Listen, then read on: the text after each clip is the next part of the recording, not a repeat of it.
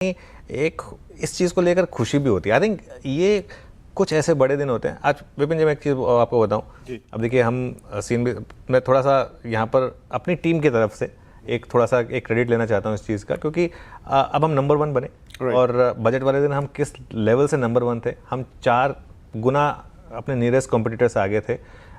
Business news छोड़ दीजिए, even general news में भी 4 गुना आगे थे। तो वो कहीं ना कहीं ये जो स्पिरिट इस टीम की है वो आपको दिख रही है कि इतनी बड़ी न्यूज़ पर हम सब कवरेज करने के लिए आ गए। अब सुशील जी, इशू पता है क्या है? इशू ये है कि जिन्होंने हिम्मत रखी, जो शॉट के ट्रैप में शायद नहीं फंसे, जिन्होंने शॉट नहीं किया वो तो ठीक है, अब जिन्होंने मिस किया अब वो 700 पॉइंट के गैप अप को चेज करें या फिर 700 पॉइंट के गैप अप पर बस कुछ मत करें, होप करें कि थोड़ा सा वापस री एंट्री मिल जाए। अनुरोध है, हाथ कंगन को आरसी क्या, पढ़े लिखे को फारसी क्या। मेरे स्क्रीन पे जो शेयर्ड चार्ट है उसको दिखाइए। गिफ्ट निफ्टी की चार्ट मेरे स्क्रीन पर 5 मिनट की खुली हुई है और जैसे वो स्क्रीन पे आएगी तो मैं आपको सामने लाइव विश्लेषण देता हूं। पीसीआर क्या शेयर कर पाएंगे आज चार्ट, या एक बार अनुमानता है हम बात करें? चलो अगर वो शेयर कर पाते तो ठीक है, मैं अपना बोलना तो शुरू करता हूं। तो देखिए जो आज के चार्ट नहीं पॉसिबल होगा, आज चार्ट पॉसिबल नहीं होगा, आप लेकिन तो अपनी मैं आपको ओरली एक्सप्लेन करता हूं। आज जो 2 बार 3 बार 24,770 पर बाजार ने वापस नाक रगड़ी, नीचे सबकी रगड़वाई, और उसके बाद थ्रू द डे जो रैली बनी 25,180 तक और उसमें कोई कन्विंसिंग पैटर्न नहीं था, और उसके बाद ये जो 25,070 तक थोड़ा सा दबाए, गिफ्ट निफ्टी के आवर्स की मैं बात कर रहा हूं, और उसके बाद ये जो 25,050 से सीधे जो 25,947 तक जो आ गया, तो इसमें वेव 1 और वेव 2 और वेव 3 हो चुके हैं। तो कल के कल सवेरे जाके निफ्टी में तो पैसे कमिट करना कोई समझदारी नहीं है। ट्रेड डील हो गई, ठीक है, बड़ा गैप अप हो गया। गैप अप और गैप डाउन, इसकी एक बड़ी इंटरेस्टिंग थ्योरी हमने इन हाउस डेवलप की थी, जो हमेशा हम गैप अप और गैप डाउन में रिएक्ट नहीं करते हैं, वेट एंड वॉच करते हैं। क्यों? क्योंकि गैप के नीचे या गैप के ऊपर जैसे भी गैप अप या गैप डाउन हुआ है, वहां पे लाशें बिछी होती है, और अगर उन लाशों में जान आ गई तो हम आगे वहां पे काम करेंगे, वरना एक बार वहां से रिट्रेसमेंट आएगा तो ये गैप को फिल तो नहीं करेगा, पर 25,125 200 तक निफ्टी चली जाएगी तो बड़ी बात नहीं है। तो इसलिए निफ्टी में दिमाग लगाने की बजाय जो रीजनेबल गैप के अंदर इंडिविजुअल स्टॉक्स, जहां हमारा तेजी का बायस है, चाहे वो अडानी के स्टॉक्स है, रिलायंस है, रिलायंस जियो है, मीडिया के स्टॉक्स, ऑलमोस्ट पूरा मार्केट है, टेक्सटाइल के स्टॉक्स है, तो सारा का सारा market except for PSU, banks and metals, जिनको कि हम रिबाउंड में शॉर्ट ही और करेंगे।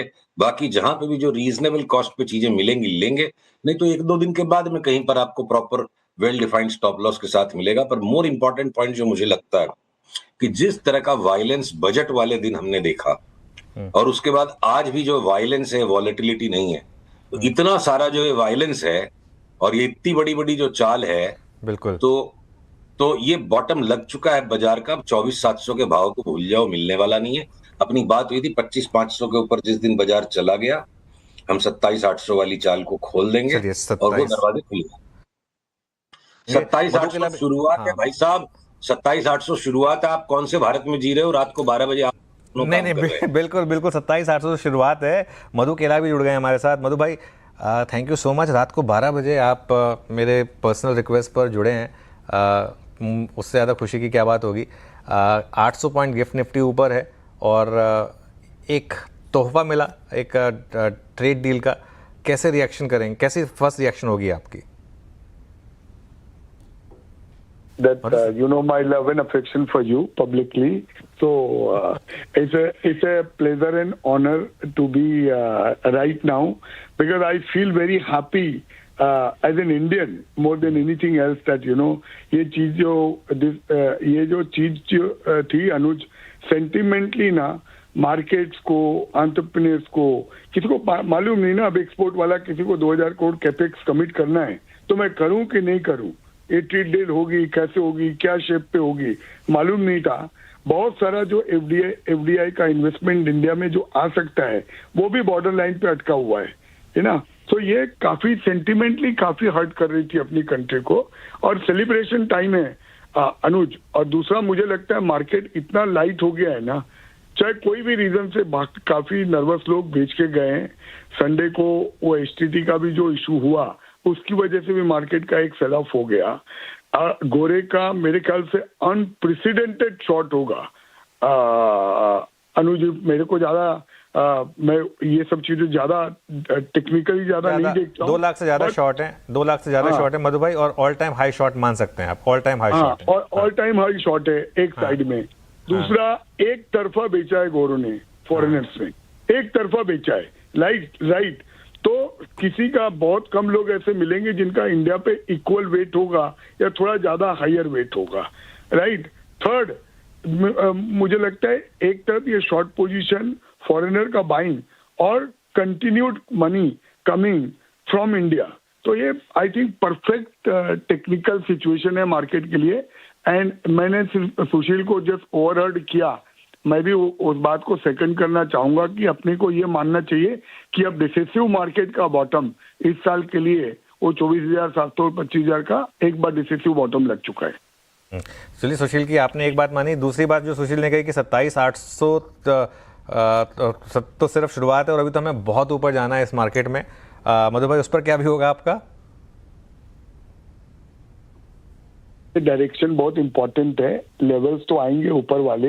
मैं वो सब प्रेडिक्शन नहीं करना चाहूंगा। मैं एक चीज जो जरूर बोलना चाहूंगा, जो आपके सब व्यूअर्स के लिए, कि किसी के घर में इंडेक्स तो नहीं है, राइट, सबके घर में शेयर्स हैं।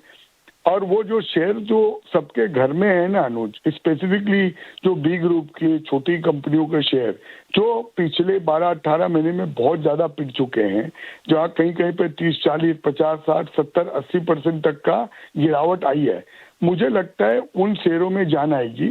और ये बजट में एक जो अनुज सबसे अच्छी चीज थी, जो बाईबैक, राइट, कि बहुत सारे प्रमोटर्स जहाँ पे कैश है और जो कंपनियां कैश कमा रही है, मुझे लगता है वहां पे बाईबैक होगा और प्रमोटर्स नहीं पार्टिसिपेट करेंगे, वो अपनी शेयर होल्डिंग बढ़ाएंगे। आज ही मैं सब स्कैन कर रहा था अनुज, बहुत सारी कंपनियां हैं जो काफी कैश कमा रही है, जहां पे बहुत बाईबैक आने का बहुत बड़ा चांस होगा अगले 3 से 6 महीने के अंदर।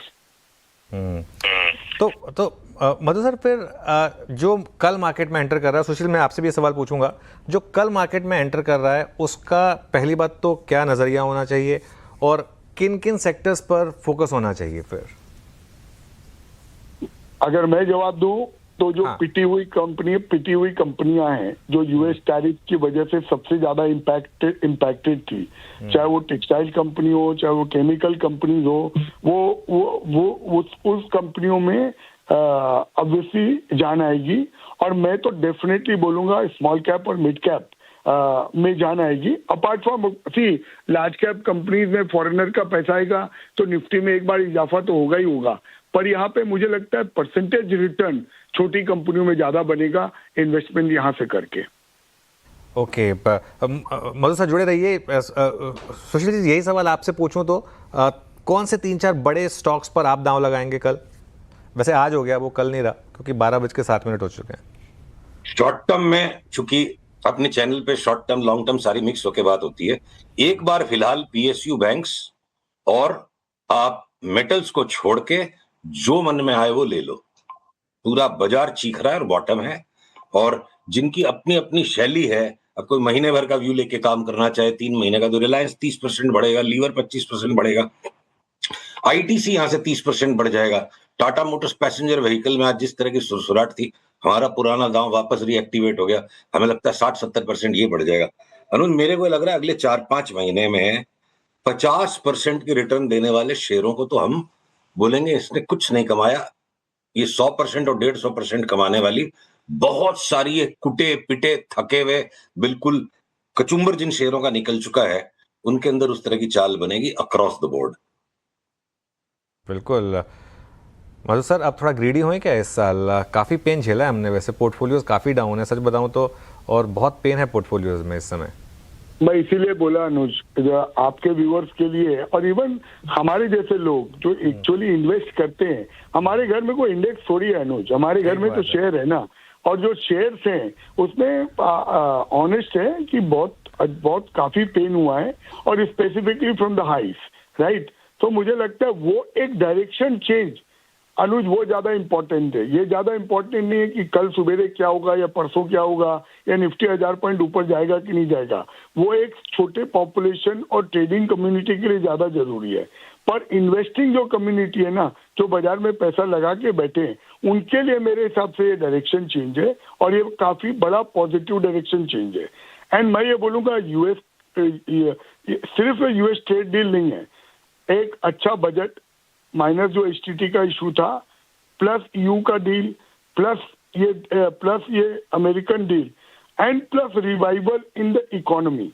आप देख रहे हो 14-15% credit growth, cement demand up, steel demand up, सब प्राइजेस सब जगह अप है। तो ये कहीं ना कहीं ये दिखा रहा है कि इकोनॉमी में एक डिफरेंट टाइप का करंट है अभी। निफ्टी बंद हुआ था कल, आप बोल सकते हैं कल 25,088 पर, गिफ्ट निफ्टी बता रहा है 25,817, 682 पॉइंट ऊपर। मधु सर, एक दो आखिरी सवाल आपसे पूछना चाहूँगा। एक कहीं ना कहीं कल एक छोटे रिटेल ट्रेडर निवेशकों के मन में एक डर रहेगा कि कहीं ये रैली वापस फेल तो नहीं हो जाएगी, और ऐसे में क्या मैं इस रैली को यूज़ करूं अपनी फंसी हुई पोजीशन से बाहर निकलने के लिए, वो जेन्युइन रिस्क होगा क्या? वो जेन्युइन ख्याल आएगा, और मैं बोल रहा हूँ अनुज, बहुत सारे लोग हो सकता है वो करेंगे भी, पर मेरे हिसाब से ये जो बाजार सेल एंड राइज था पिछले 1.5 साल से, अब ये बाजार बाइंग डिक्लाइंस हो जाएगा। अगर कोई करेक्शन आएगा भी ना, तो मेरे हिसाब से वो बाइंग अपॉर्चुनिटी होगा। कोई करेक्शन आएगा तो बाइंग अपॉर्चुनिटी होगा। Madhu sir, thank you so much and good night and all the best. And I must say ये एक ऐसा ओकेजन है जब अपने को प्राइम मिनिस्टर और कॉमर्स मिनिस्टर और पूरी टीम को रियली हार्टिएस्ट कॉन्ग्रेचुलेशन बोलना चाहिए। इन लोगों ने रियल में लग के ये काम करवा दिया। ये देश के लिए बहुत जरूरी था। तो सभी को बहुत बहुत बधाई, I think from every market man. बिल्कुल नहीं, इसमें कोई डाउट नहीं है। ये डील लंबी खींची, नेगोशिएशन लंबी खींची, लेकिन कहीं ना कहीं ये कह सकते हैं कि सबसे अच्छी ट्रेड डील भी फाइनली हमने ही एग्री की, क्योंकि बाकी देशों ने शायद थोड़ा सा प्रेशर में आकर, अमेरिका दुनिया का सबसे ताकतवर देश है, उसके सामने कहीं प्रेशर में आकर कुछ देशों ने उनके टर्म्स पर शायद डील साइन की होंगी। हम अड़े रहे कुछ चीज़ों पर, और शायद लोवेस्ट टैरिफ पर हमारे जितने भी नेबर्स हैं उनके मुकाबले, जो भी हमारे कम्पिटिटिव कंट्रीज़ हैं उनके मुकाबले एकदम आई थिंक लोवेस्ट टैरिफ पर डील हुई।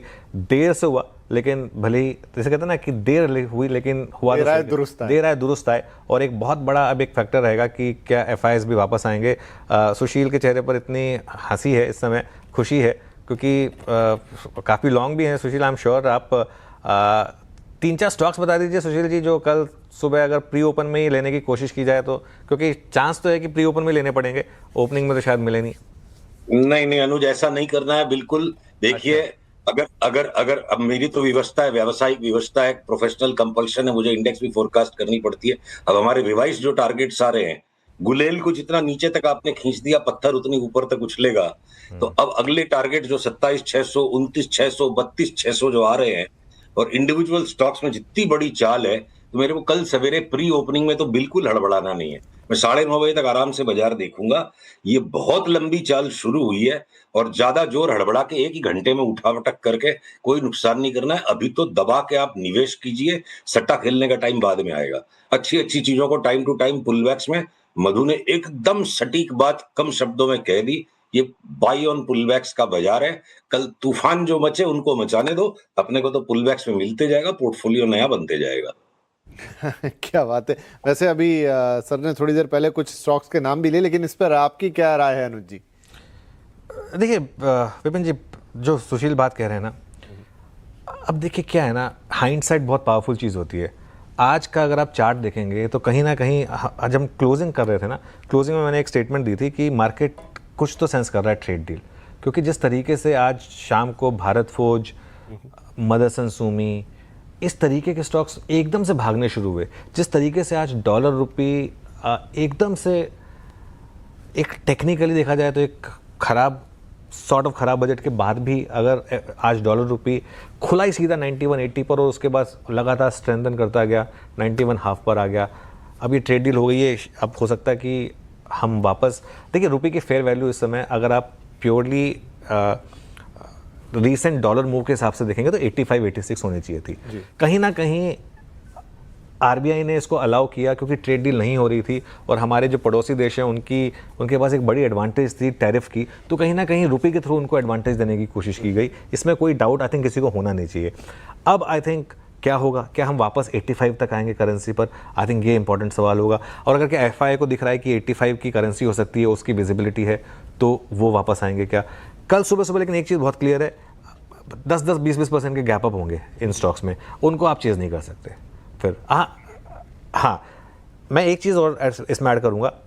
ये सवाल मैंने सुशील जी से भी पूछा था और उन्होंने बात कही थी कि रुपी की जो मूव है, रुपी में 70% वॉल्यूम तो आरबीआई की तरफ से आते हैं, तो वो कहीं ना कहीं शायद एक मेजर्ड डिक्लाइन थी। जी सुशील जी, अब क्या उसको बदलने का टाइम आ गया? क्या हम अब 85 तक का मूव देख सकते हैं करेंसी में?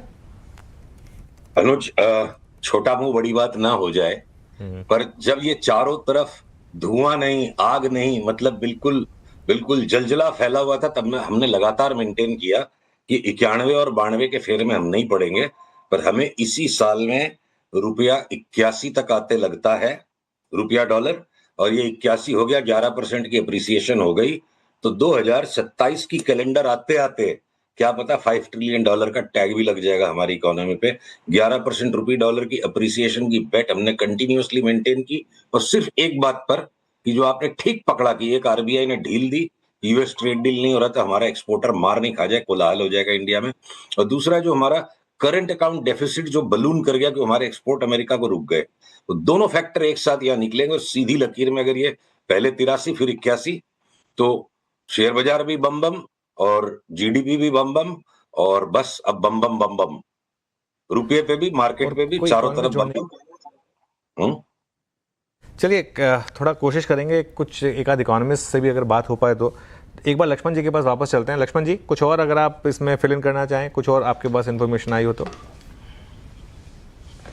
देखिए, दरअसल मैं देख रहा था कि जो आप लोग सेक्टर की बात कर रहे थे एक्सपर्ट के साथ कि कौन कौन से सेक्टर पे सबसे ज्यादा हिट हुआ था। तो जब से यूएस ने ड्यूटी लगाई थी उसके शुरू के 5 महीने का मैंने आकलन देखा, तो यहाँ पे देखा कि यूएस का एक्सपोर्ट जो है जिस पे ड्यूटी नहीं लगी वो भी काफी कम हो गया था यूएस जाना सामान, जैसे स्मार्टफोन, ड्रग्स, फ्यूल, उसका भी 25% एक्सपोर्ट कम हो गया था मई से अक्टूबर के बीच में।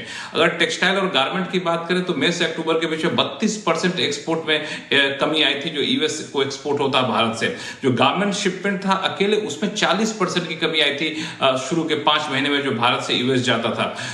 इंडिया का सोलर पैनल जो एक्सपोर्ट था वो बिल्कुल कोलैप्स कर गया था, 76% कम हो गया था, चूंकि चाइना वहां एक बड़ा राइवल था जो वहां पे सामान भेजना शुरू हो गया था। इसीलिए मैं कह रहा था कि चाइना के प्रति अब हमारी ड्यूटी काफी कम हो गई, तो अब हम फिर से इन सारी चीजों पे वापस हम कब्जा कर सकें। इंडिया सोलर पैनल की बात करें, जिम्स एंड ज्वेलरी 27% की गिरावट आई थी, जो ट्रेडिशनल डायमंड था उसमें 29% की गिरावट आई थी।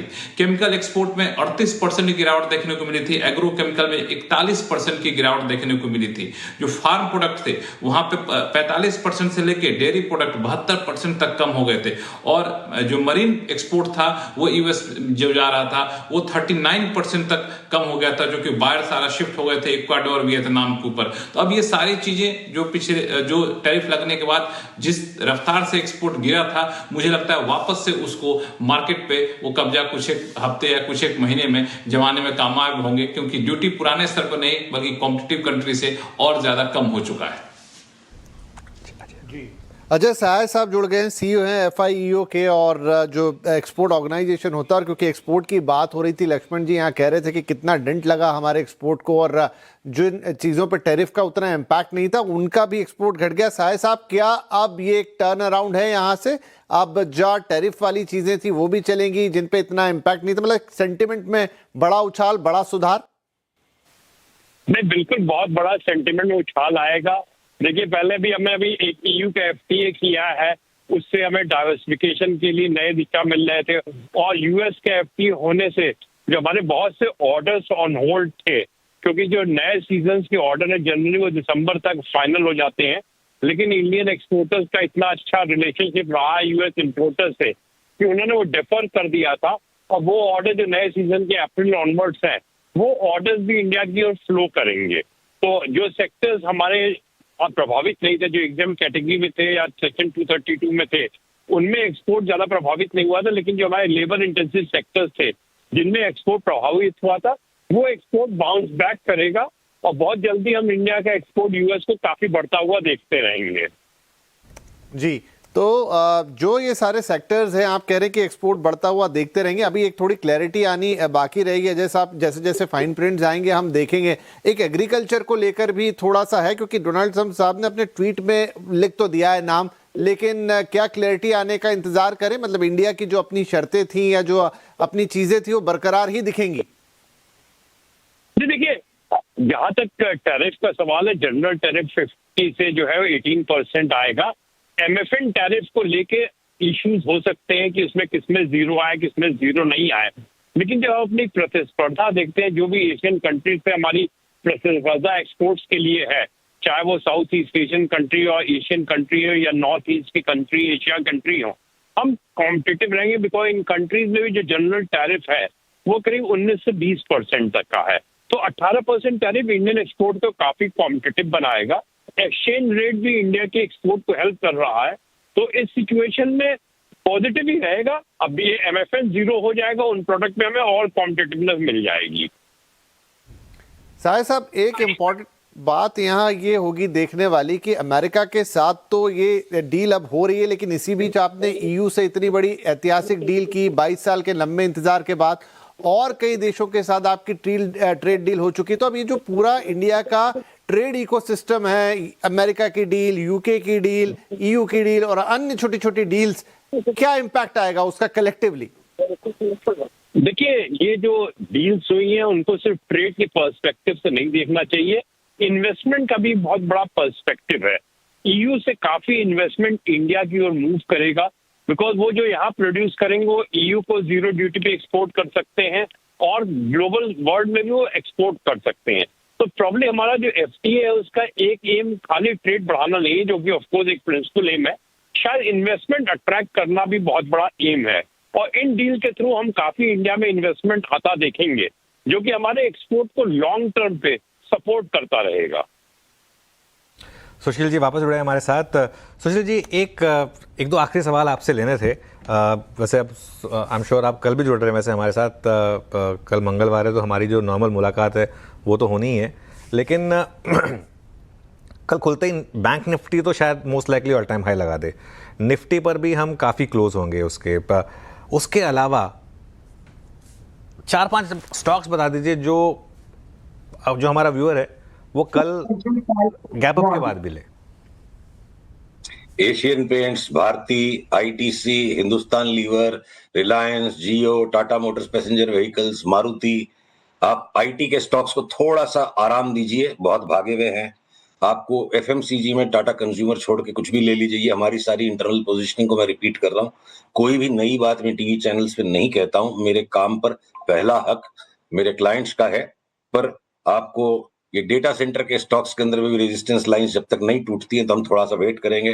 टेक्सटाइल्स के सारे स्टॉक्स जो बिल्कुल चरमराए हुए थे, वो चाहे गोकुलदास एक्सपोर्ट्स हो, हिम्मत सिंह का साइडी हो या आपके ये ट्राइडेंट हो, ये जो ट्रेंट बिल्कुल दबा रह गया था, हम ट्रेंट लेंगे, हम सीडीएसएल लेंगे, हो सकता है बीएसई 1-2 दिन रुक के लेंगे। और अनुज, थोड़ा कल सवेरे और बेहतर बारीकी से काम करके आता हूं। मैं बजट की सारी वार्ताएं निपटा के दिल्ली फ्लाइट से उतरा और उतरते देखा कि मार्केट ने तो बम बम कर दी।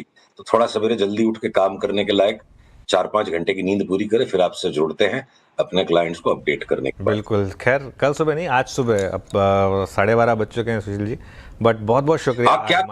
क्या खूबसूरत ये लम्हा है। एक लाइन मुंह में जो आगे को कह लेने दो।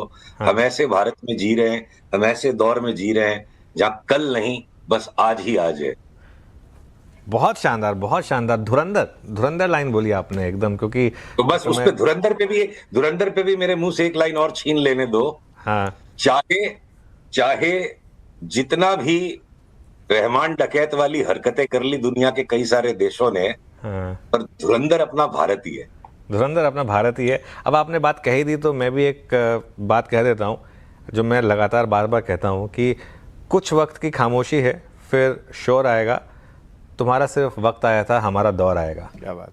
तो आ गया वो दौर। हाँ, तो शायद और अनुज हमारा- एक बात और मैं मौका नहीं खोज पाया था, तो आपके चैनल ने जिस तरह की शानदार यू टर्न रिकवरी की है पिछले 3 साल में, और जिसका तमगा जो है बजट वाले दिन जो आपने सारे रिकॉर्ड्स तोड़े हैं, तो ये जो आपकी टीम स्पिरिट या आपकी लीडरशिप या आपकी जो जील है, कि रात को 12 बजे भी हम लोगों को सबको बड़े प्यार से मुस्कुरा के आप जगा के काम करा लेते हो, तो आपकी ये लीड बरकरार नहीं रहे, ये आपकी मार्जिन और बढ़ती जाए, क्योंकि performance must get rewarded, hard work must get rewarded, and you guys are working hard like anything and performing like anything, so all the best wishes for that. Thank you so much Sushil ji, मेरी team के लिए, और ये बहुत अच्छी बात जो आपने कही, thank you so much. Last कुछ क्लोजिंग थॉट्स विपिन जी, लक्ष्मण जी, अगर आप लेना चाहें। आई थिंक एक ट्वीट आया जो अभी अभी लक्ष्मण जी ने फॉरवर्ड भी किया है, और वो पीयूष गोयल साहब का है। आप बताइए पढ़ के क्या लिखा है। हाँ, पीयूष गोयल साहब ने जो ट्वीट किया वो अपने पे काफी महत्वपूर्ण। उन्होंने कहा कि एक सिर्फ एक ट्रेड डील नहीं है, ये दरअसल इंडिया यूएस रिलेशनशिप को, रिश्ते को एक ऐतिहासिक मोड़ है पे लाया है और उस तरफ आगे बढ़ा रहा है। जो 2047 तक विकसित भारत का लक्ष्य रखा गया है, उस विकसित भारत के लक्ष्य की तरफ जो है उस सफर की शुरुआत को और ज्यादा मजबूत करेगा। उन्होंने एमएसएमई, एंटरप्रेन्योरशिप, स्किल वर्कर और मेक इन इंडिया को एक काफी बूस्ट मिलेगा और वो पूरे वर्ल्ड में मेक इन इंडिया का डंका पीटेगा, इस तरह के भावना यहाँ पे पीयूष गोयल जी ने अपने ट्वीट में कहा है। उन्होंने प्रधानमंत्री मोदी और डोनाल्ड ट्रंप दोनों को बधाई दी है और धन्यवाद दिया है और कहा है किस तरीके से पूरा नेचुरल एलाई है जो अब नए लेवल पे जाने वाला है, इसका जिक्र यहाँ पे उन्होंने ट्वीट पे किया है। जी, तो वैसे तो सारी ट्रेड डील में पीयूष गोयल जी अग्रणी रहते हैं और इस ट्रेड डील पर भी उन्होंने काफ़ी काम किया है। हालांकि दो राष्ट्राध्यक्षों के बीच में भी इसमें काफ़ी बातचीत हुई, लेकिन लक्ष्मण जी क्योंकि क्लोजली आप मॉनिटर करते हैं ये सारी चीज़ें, पीयूष गोयल साहब के लिए भी एक ये बड़ी अचीवमेंट, बहुत बड़ी अचीवमेंट है। चूंकि आपको शायद याद होगा जब अभी ईयू के साथ ट्रेड डील हुई थी तो वहां पे ईयू के प्रेसिडेंट ने जिस तरीके का स्पेशल मेंशन किया था कि अगर पीयूष गोयल नहीं होते तो इतनी जल्दी ईयू के ट्रेड डील नहीं होती, क्योंकि उन्होंने काफी मेहनत की थी। और एक छोटा सा वाकया मैं बता दूं, चूंकि समय आपके पास कम होगा, कि हम लोग WTO के एक डेलीगेशन में गए थे पीयूष गोयल के साथ, वो वहां पे भारत की तरफ से शामिल हुए थे और उस दिन मैंने देखा था इनको काम करते हुए। रात के 12 बजे तक बैठ के चल रही थी, तो मैं तो उठ के चला आया था। ये रात के 12 बजे से सुबह 4 बजे तक बैठ के की और फिर 5 बजे हम लोगों को ब्रीफिंग की क्या हुआ वहां पे। तो इस लेवल का इनको काम करने का जज्बा है, वो उसको मैं वाकई बहुत शुरू से नोटिस करता रहता हूँ, बहुत तारीफ के काबिल है। और मुझे लगता है कि यहाँ भी इन्होंने काफी मेहनत की, इनकी पूरी टीम लगी हुई थी और लगातार बातचीत जारी करके रखे थे। और अभी अनुज सर ने एक बड़ी अच्छी बात की, जब पूरी दुनिया हड़बड़ाहट में डील कर रही थी, वहां भारत ने काफी पेशेंस के साथ इस डील पे बातचीत की। तो पेशेंस डिप्लोमेसी भी यहाँ पे काफी ज्यादा काम आई कि अब जाकर काफी बेहतर डील मिली हमें। आज पीयूष जी वैसे मुंबई में थे, आपको पता है, पीयूष जी आज सुबह मुंबई में थे और वो मार्केट के जो सबसे बड़े फंड मैनेजर्स वगैरह हैं उनसे सबसे उन्होंने मुलाकात भी की थी आज। ओके, हाँ, हमारे सोर्सेस सब इंफॉर्मेशन हम निकाल ही लाते हैं, तो कहीं ना कहीं एक उनका, और मैं लक्ष्मण जी के साथ पीयूष गोयल जी से मिलने गया था, विपिन जी, और आप बिलीव नहीं करेंगे, हमें मिलने का समय दिया गया था शाम को करीब 7 साढ़े 7 बजे और वो मीटिंग 9 साढ़े 9 बजे शुरू हुई, क्योंकि उससे पहले वो यूके की डील के लिए नेगोशिएशन चल रही थी, वो FTA की, तो वो इतनी लंबी चल गई उनको पता ही नहीं चला। और ऐसा नहीं है कि उसके बाद उनकी एनर्जी में कोई कमी थी, उसके बाद भी उन्होंने, आई थिंक लक्ष्मण जी साक्षी हैं इस चीज़ के, मुझे आराम से 1 घंटा दिया होगा, हमने काफ़ी उसके बाद बात की थी। तो वो मैंने खैर सामने से देखा है। और देखिए, इससे बड़ा प्रमाण क्या हो सकता है कि संडे को बजट था, संडे को मार्केट खुला था, संडे को सारी कंपनीज ने ऑटो सेल्स नंबर्स डिक्लेयर किए, तो ये सब चीज़ें ना अलाइंड होती हैं। और अब देखिए, बस एक चीज़ मैं अपनी तरफ से ऐड करना चाहूँगा, कल सुबह मार्केट, अब कल सुबह के आज सुबह ही हो गया, आज सुबह मार्केट 700-800 पॉइंट ऊपर खुलेगा, है ना। लेकिन एक चीज़ जो आपको नहीं करनी है वो है एकदम फोमो में आके कुछ भी ले लेना, कहीं भी ले लेना। और ख़ासतौर से अगर आप ऑप्शन ट्रेडिंग कर रहे हैं तो बहुत ही केयरफुल रहें, क्योंकि प्राइसेस कल खुलते ही, कल एक्सपायरी भी है, कल वीकली एक्सपायरी है निफ्टी की और मार्केट में काफ़ी शॉर्ट पोजीशंस हैं, तो कल कवरिंग तो बड़ी वाली आनी है, इसमें कोई डाउट नहीं है। लेकिन हर चीज़ सोच समझकर और शायद ऐसे करें। लेकिन हाँ, एक चीज़ है, इतनी पेन झेली हमने, कुछ दिन तो गेन मिलेगा हमको। राइट, कुछ ना कुछ गेन जरूर मिलेगा। और इसी उम्मीद के साथ इस कवरेज को अभी आप देखते रहेंगे ये कवरेज, लेकिन कल सुबह एक अलग सुबह होगी। इनफैक्ट हम उस तारीख में तो पहुंच गए हैं। और एक बड़ी खबर, बड़ी लाइन एक लाइन में यह कि भारत और यूएस के बीच जिस ट्रेड डील का इंतजार था वो हो चुकी है। बिल्कुल। एक ब्रेक ले रहे हैं, काफ़ी समय से ब्रेक नहीं लिया हमने, लेकिन ये कवरेज हमारी कंटिन्यू करेगी। और हम जो अगर आपने पिछले 1.5 घंटे से जो हम कवरेज कर रहे हैं, अगर उससे को मिस किया है तो उसके कुछ अंश हम रिपीट भी करेंगे। तो जुड़े रहिए CNBC आवाज़ के साथ। रात भर हम इस कवरेज के साथ रहने वाले हैं और कल सुबह ऑब्वियसली 6:30 बजे से हम वापस लाइव जुड़ेंगे आपके साथ। गिफ्ट निफ्टी सुबह 6:30 बजे खुलेगा। अब गिफ्ट निफ्टी बंद होने वाला है, ध्यान रखिएगा। 1 बजे करीब गिफ्ट निफ्टी बंद हो जाता है, उसके बाद गिफ्ट निफ्टी वापस 6:30 बजे खुलता है। तो जो भी अब यहाँ पर मूव आने हैं मोर और लेस आ चुके हैं, उसके बाद 6:30 बजे खुलेंगे। Vipin ji thank you so much, Lakshman ji thank you so much, हमारी पूरी team, guest team, PCR team, assignment team, sub reporter, सबको बहुत बहुत शुक्रिया। आसान नहीं था इस तरीके से इतनी जल्दी ये सब पूरा शो तैयार करना, लेकिन आप सब ने किया, क्योंकि सब हम व्यूअर्स को सबसे पहले सबसे ऊपर रखते हैं। और यही कारण है कि व्यूअर्स ने भी हमें इतना प्यार दिया है। बिल्कुल। और मैं सच बताऊं तो मेरा जो इनबॉक्स है ना, वो भरा पड़ा है इस समय कंग्रेचुलेटरी मैसेजेस से, ट्विटर पर, व्हाट्सएप पर, कॉर्पोरेट से, मार्केट पार्टिसिपेंट से, कि जो हमने कवरेज यहाँ पर की है उसके लिए। लेकिन हमारा काम अभी ख़त्म नहीं हुआ है, हम कंटिन्यू करेंगे इस कवरेज को और सुबह फिर हमारे साथ जुड़िएगा। अभी लेकिन जुड़ने के लिए बहुत बहुत शुक्रिया।